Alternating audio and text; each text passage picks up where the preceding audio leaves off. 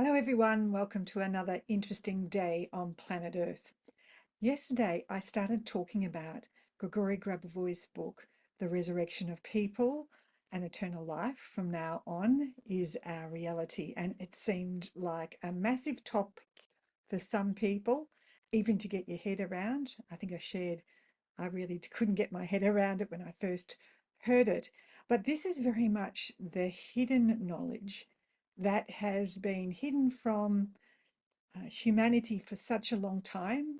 They have hidden our absolute inner power that we have. They've hidden how our world is orchestrated, and they've kept us basically as slaves to the system. And I don't want to get into too much of that because there are some people that don't understand what I'm talking about.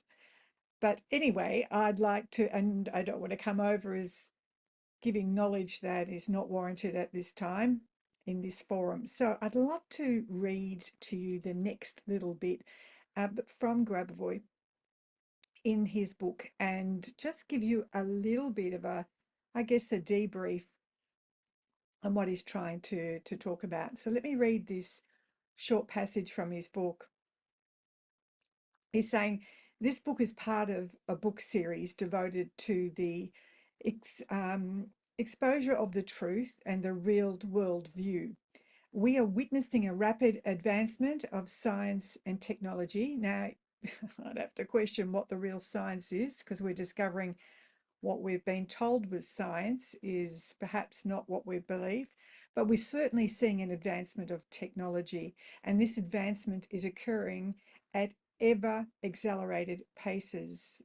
And you would see that definitely from the advancements of AI and how it's sort of infiltrating many areas of our life. But let us ask ourselves, what is happening to man himself? Is he evolving? And if yes, then in which respect? What should generally man's growth, his progress, his evolution be attributed to?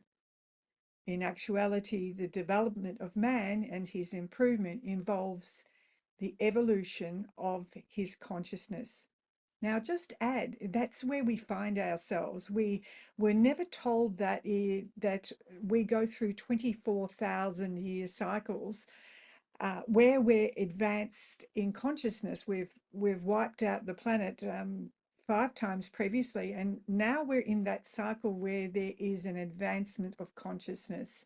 And we're starting to see that as people start to, almost like the light bulbs go off, and it can't be stopped, this advancement of consciousness.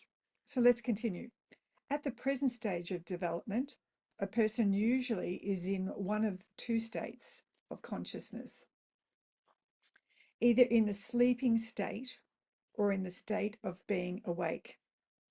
And everybody is well familiar with these states.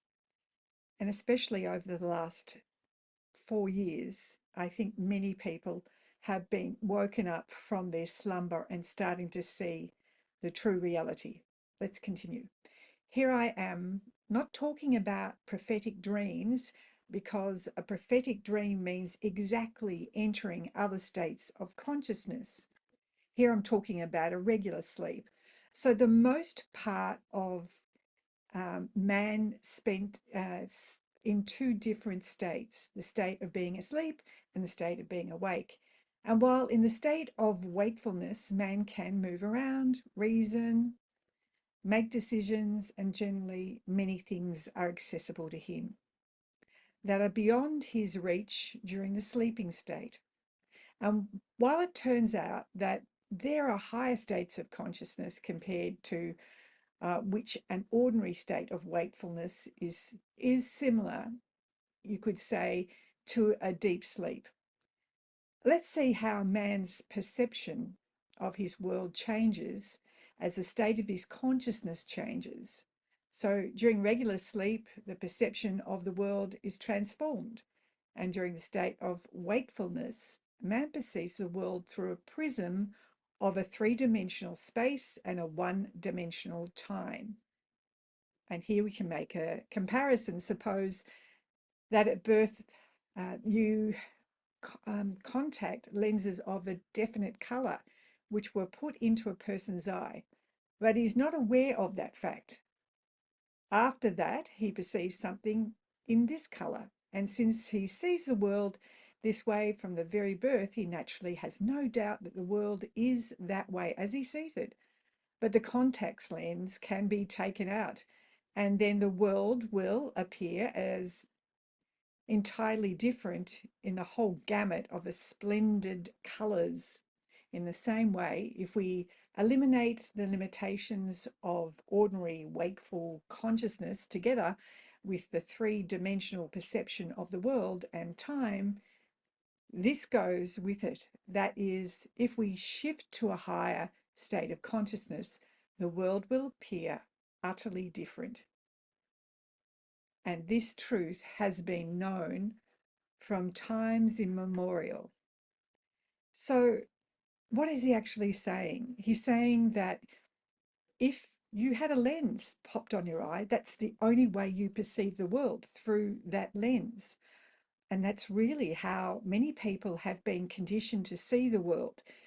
They're told in education, they're told in religion, this is the world and this is how it is.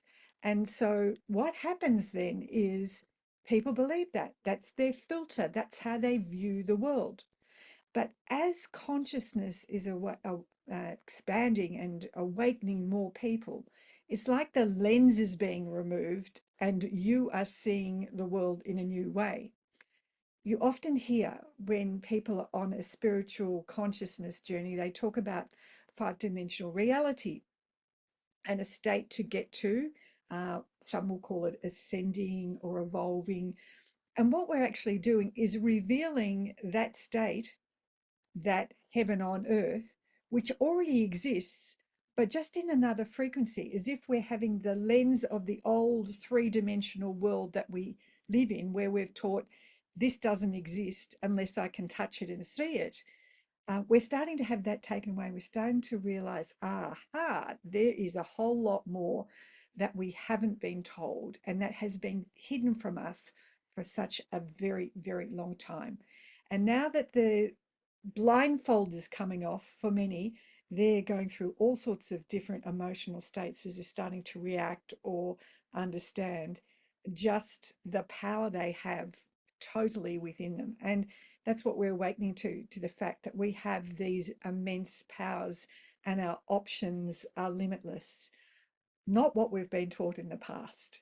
And so I want you to read the words again because I'll pop them below, but just consider what this means for you, because we do need to use our left brain to critically think, because I think some people have lost the ability to critically think and come back to themselves and say, is this true for me in my heart? Does my soul give me the resonance that this is true for me? And your soul's wisdom is your intuition, something that they never teach you in school to use.